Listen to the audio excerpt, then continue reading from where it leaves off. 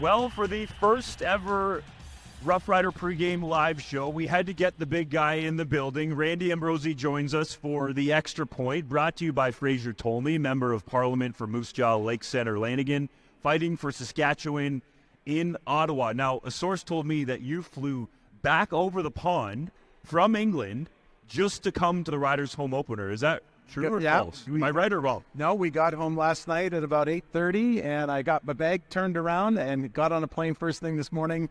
Didn't want to miss the home opener. Are you feeling jet-lagged? You know what? I'm going to be. I think at halftime I may have a little nap, and then I'll recharge. But no, it's an exciting day to be part of. Be part of the season opener. I have to admit, I'm a little tired, but super happy to be here. Oh man, yeah, the time change. I think you were over there for, was it your daughter's wedding? My daughter Samantha and her fiance are now husband and wife, and it was one of the greatest days of my life to watch you get married. Unbelievable. Yeah. You made it back for the Riders' home opener. Absolutely. Rider Nation's going to love you. I just went and said to the daughter mad you for that? I said to the pilot, we've got big things on the other side of the pond, as you called it, and it was a great event, but it is equally great to be here. You mentioned big things, and I wanted to start off with you by the backstory of how the CFL is now going to be on CTV regularly in the fall. The fans have been wanting it for years. You've made this happen. How did this come to fruition? Well, really full marks to Stu Johnson. Stu and I have been talking about this for some time. Look, I think they are as committed to the future of the league. They're really committed to the future of our partnership. And Stu and I just kept talking about it, and then he called and said, listen, I think we're going to make some magic. And we talked about making this announcement. It's going to be really great. One game every weekend, playoffs, and, of course, Grey Cup. Very exciting for us, and certainly something we've wanted for a long time, and it's to come now through to fruition. What do you think changed there? Like, what happened for this to happen? Was it programming? Was it the CFL ratings improving?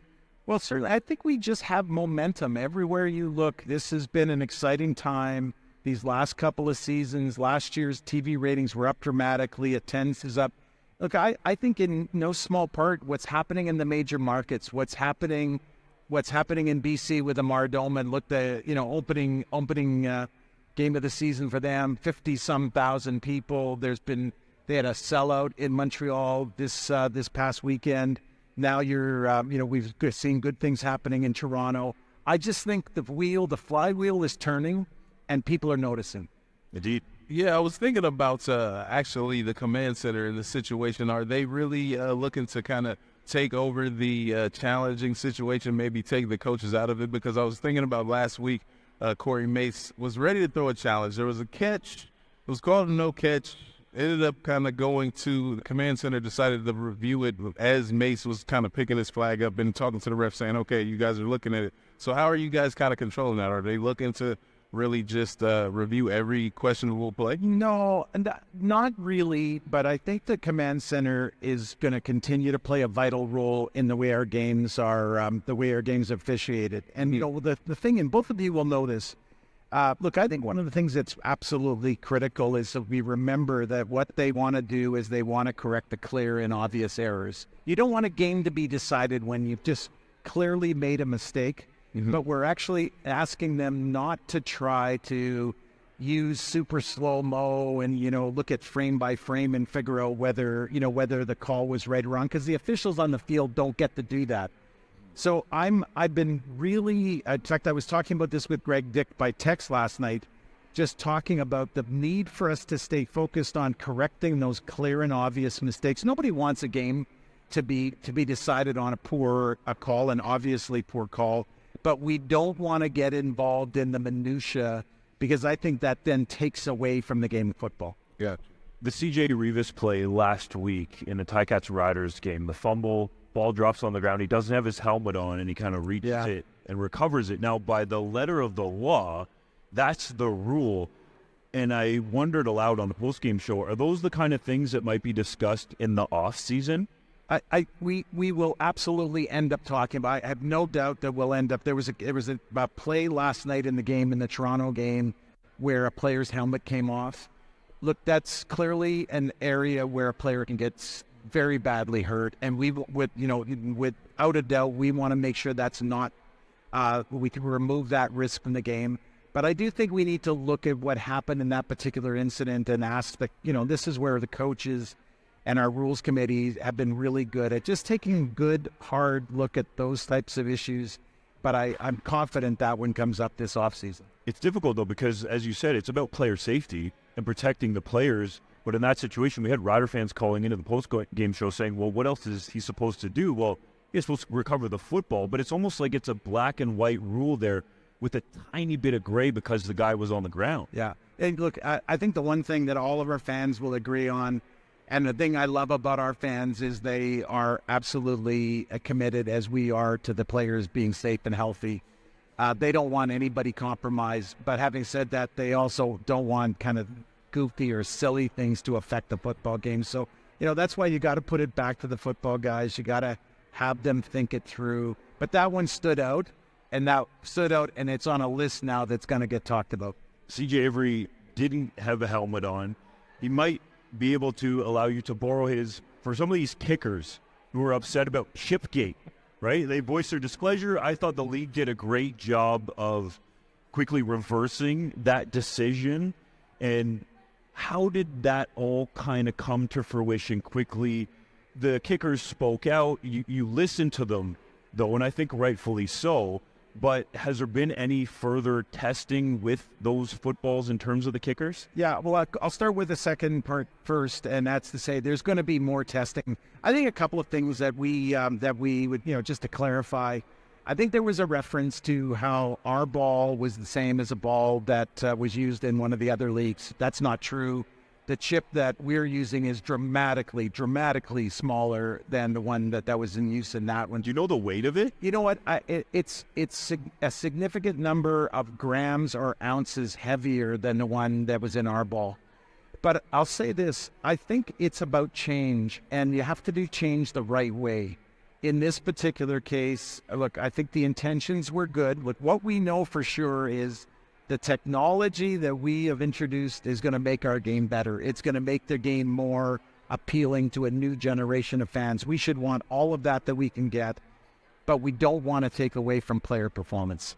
And really the two that I would shout out to Wade Miller in Winnipeg and Craig Reynolds here, because in the end, the decision that was ultimately made were made on three letters. A letter from Brian Ramsey from the PA, a letter from Wade, and a letter from Craig Reynolds. Ultimately, all of them saying the same thing. Let's not have a ball affect the outcome of a game. And that's why we ended up making the decision so quickly, because those three letters, the letter from Brian, from Wade, and from Craig, they were very compelling. And then Greg Dick, to his credit, said, Randy, I think we need to make this change and reset this, and we'll do a lot of testing, and then we'll come back to it. Were you okay with the kickers voicing their displeasure publicly, or would you rather that happens through the union and maybe back channel? Yeah, I think so. Honestly, I like us to be able to have those conversations internally. Frankly, that's not what moved the needle for us. It was the letters from Wade, from Craig, and from Brian that caused us to want to make the change. I think, look, again, I don't think anyone wants to be in a situation where we're embarrassing each other. That doesn't help the relationship. It doesn't make us better partners. I would say I gave Brian full mark for the way Brian Ramsey handled it. He wrote a letter, he made a strong argument, and we paid attention to it. So yeah, I'd like to stay away from the let's try to embarrass each other stuff and focus on let's get stuff done together. Speaking of together, Rider Nation's coming together for the Riders' home opener. You made the trip all the way across the pond to billboards all over. Like literally, I mean, you just can't find an article that hasn't really celebrated. I was talking with Greg Reynolds about this earlier, and he was just talking about just how authentic he is. And I think it's that authenticity, which you guys both know players like. Players want to know who they're dealing with, and they want to deal with the real deal. And the thing that we kept hearing, and I've heard now about him, is that what you see is what you get. You're not having to worry about him being a different guy on a Tuesday than he is on a Wednesday. He's the same guy all the time. He's a very compelling person. He's completely authentic. And clearly he's had a really big effect here. and you got to just feel good for him. You got to feel good for the Riders. 2-0 on the road, and then you get to come home. That's a pretty good way to start the football season. I'm curious because a lot of fans out there, you kind of mentioned this with the chip footballs, are looking at this new fancy way of watching the game. Is it going to be viewable on CFL Plus, or is it only going to stay on TSN? And can you explain the whole idea to people who've maybe not seen it yet? Yeah, so the idea behind all of this technology is that ultimately you'll be able to add a whole bunch of dimensions and depth to the way a game is watched. So it might not appeal to a long-term CFL fan, probably myself as an example, but for a younger fan or a newer fan that doesn't know the game as well, we're going to be able to show route trees. And again, if you've been watching, like I'm looking out at the room here, and I know there are a lot of these fans that don't need me to explain route trees. But for somebody that's new to the game and you're trying to welcome them in, for sure, the being able to show how the players, how their routes, be able to define them, showing them the speed the players are running at, showing them the velocity of the ball in the air.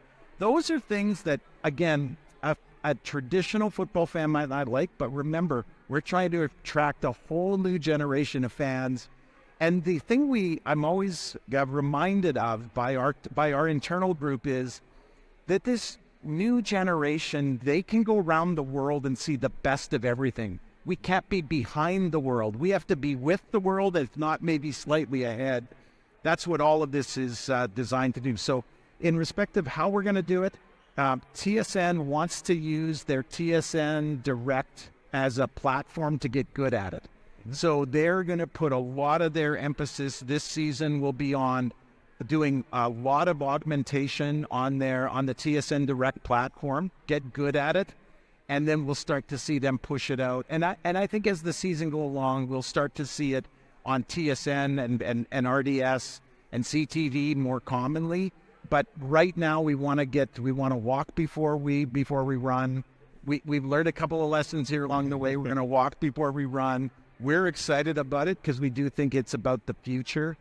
But you got to do it. You got to do it kind of one step at a time. Couple quick ones for you before we let you go. Are all the archival stats going to be back? It seems like some fans have said, 2016 is that close to happening? Because it seems like live stats are working well. Live stats are working beautifully, and again, I know. Look, I think we should say, take your lumps when you deserve it. With the rollout of the new stats platform, didn't go the way we wanted it to go. I think there's now just efforts being made to just kind of dig into the stuff that relates to the archives and how do we ultimately bring that on stream. But for this season, the number one priority is to make sure that platform works game in and game out, day in and day out. And so far, we've been getting a pretty good score. For you, I want to give you the floor. What's exciting? What's new? What's next? What's maybe some breaking news or something that's going to happen in the near future with the CFL, or something that you're just excited about? I mean, honestly, I like both of you and everyone that's listening to us. We do the same thing. You work hard all off season and you wait all off season, and then you get to this. And I think about the games this weekend, and I think about what we just look. I watched I got off the plane last night, and I got to see the second half of the Toronto game, the Edmonton Toronto game, and I'm like, oh my goodness, how exciting was that? I mean, that ball was in the air. Carey was running all over the field. It was exactly what we know our league is: fun, fast, and entertaining.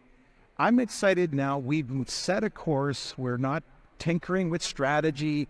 We've got a good plan. We've got a great group of governors, great group of owners that are holding us accountable to executing on this plan. Last year, two of our weakest TV ratings weeks of the season were weeks 1 and 2. This year, TV ratings are way up weeks 1 and 2, and now we're into week 3. You have a great game, like just as an example, last night. Hockey playoffs will be over on Monday, hopefully with a Canadian team, winning the Stanley Cup. And then we get to focus on the balance of 2024. But we got Grey Cup in Vancouver. Do you want to, what am I excited about? What Dwayne Veno and Amar Dolman are going to show us. I think if there's anybody listening and you can move heaven and earth, come to Vancouver, because I think it's going to be one of the most interesting, unique, most energized Grey Cups in league history. and it's going to set the table. Lamar is going to do what they did in Hamilton last year, but he's going to raise the bar. And then Wade Miller and the Bombers are going to take that baton, and they're going to raise it again. This is what's happening, is it's a group of people that are committed to this fundamental strategy, but everyone is committed to taking steps forward all the time. That's an exciting business to be part of. And guys, when the players play the way our players are playing and they're delivering this world-class football, I think it's the greatest game of football in the world.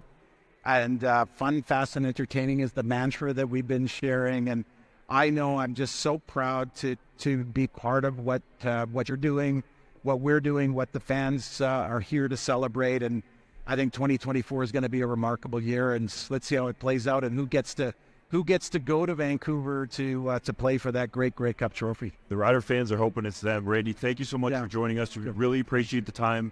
Have fun at the home opener. Thank you. This is Saskatchewan Rough Rider football on the home of Rider Nation, the 620 CKRM Cooperators Rough Rider Radio Network.